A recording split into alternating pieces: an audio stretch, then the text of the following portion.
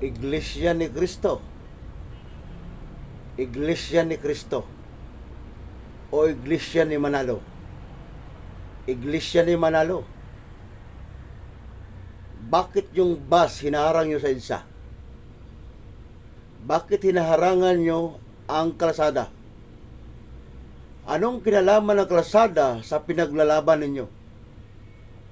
Pati kalsada dinadamay ninyo. Ha?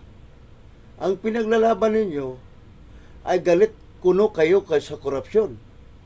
Galit kuno kayo sa korupsyon. Kung galit kuno kayo sa korupsyon, bakit hinaharangan ninyo ang EDSA? Bakit binabalandaran ninyo ang bus? Anong kinalaman ng kalsada sa pinaglalaban ninyo? At ano ang purpose? Ano ang purpose? Bakit hinarang yung bus sa kalsada? Anong purpose? Anong purpose? Anong purpose ng bus? Bakit hinarang nyo sa kalsada? Ha? Ano na nangyayari sa inyo? Ha? Tapos manghihikayat kayong samahan kayo? Yang ginagawa nyo pagharang-harang ng bus sa EDSA? Akala nyo marami natutuwa sa inyo? Akala nyo nakakatuwa kayo? Nang hikayat kayo, samahan kayo sa pinaglalaban ninyo? Akala ninyo maraming natutuwa sa inyo dyan? Yung hinaharangan nyo ang EDSA? Hinarang yung bus na sa EDSA? Parang naghahanap na kayo ng kaguluhan ah. Panggugulo ng ginagawa ninyo ah. Anong klaseng relihiyon kayo? Anong klaseng pananampalataya yan? Pati yung EDSA, hinarangan ninyo ng bus para wala makadaan? Anong purpose nun? Ha? Nangaabala kayo ng mga motorista? Pati yung mga manggagawang mga mahirap, hinaharangan ninyo? Nasamahan kayo sa pinaglalaban ninyo? Tama ba yun? Para kayong wala mga isip ah. Na iharang-harang yung bus sa EDSA para wala makadaan? Anong klaseng relihiyon kayo? Para na kayo may mga sungay ah. Tinutubuan na ba kayo ng sungay? Sa palagay ninyo, tama ba yung ginagawa ninyo? Na iharang yung bus na sa EDSA? Mayroon pa ba kayong natitirang pag-iisip? May natitira ba kayong pag-iisip? Isipin mo, iharang mo sa gitna ng kalsada ng EDSA ang bus? Anong kinain ninyo? Lugaw? Lugaw ng isang waiting lord? Ha? Doon pa lang mali ang ginagawa ninyo eh.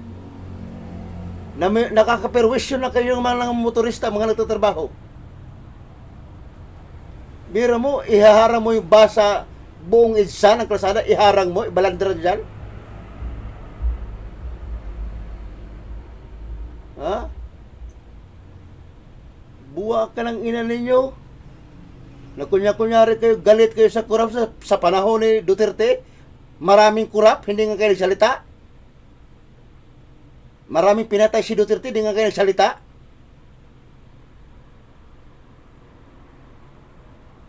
Ha? Buwa ka ng ina ninyo. Naghihikayat kayo, samahan kayo sa pinaglalaban ninyo. Suluhin yung mga pinaglalaban ninyo. Ha? Namimemorisyo kayo. Nangaabala kayo. Akala nyo maraming natutuwa sa inyo? Maraming galit sa inyo? Bakit kailangan harangan nyo ang EDSA? Anong purpose doon? Bakit kailangan nyo ibalandran yung mga bus dyan? Anong ibig sabihin nun? Anong kinalaman ng kalsada sa pinaglalaban ninyo? Wala kayong mga good manners and right conduct ah. Wala kayong good manners and right conduct. Wala kayong respeto.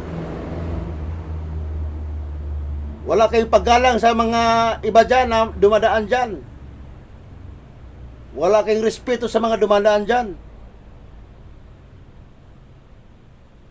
Sa palagay ninyo, may natutuwa ba sa ginagawa ninyo? Maraming galit sa ginagawa ninyo.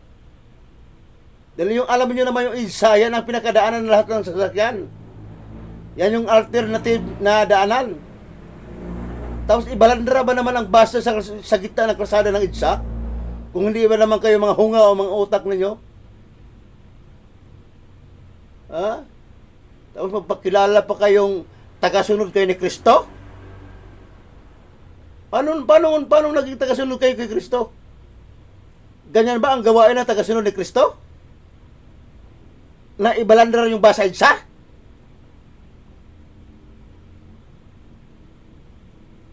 Ha? Wala kayong respeto sa mga kapwa ninyo, mga marami kayong mga inaabala dyan. Wala kayong galang, wala kayong respeto, wala kayong mga good manners and right conduct. Anong kinalaman ng kalsada sa pinaglalaban ninyo? Ba't kailangan yung iharang yung bus? Anong kinalaman dyan?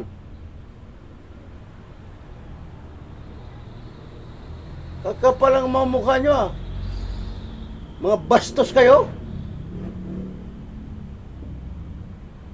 Napakabastos ninyo. Ha? Galit na galit kayo sa korupsyon? Sa panahon ni Duterte, ang daming korupsyon kaliwat kanan? Nagsalita ba kayo? Yung mga pinapatay ni Duterte, nagsalita ba kayo? Buwa ka ng ina nyo, pati ako, ano-anuhin nyo ako ha?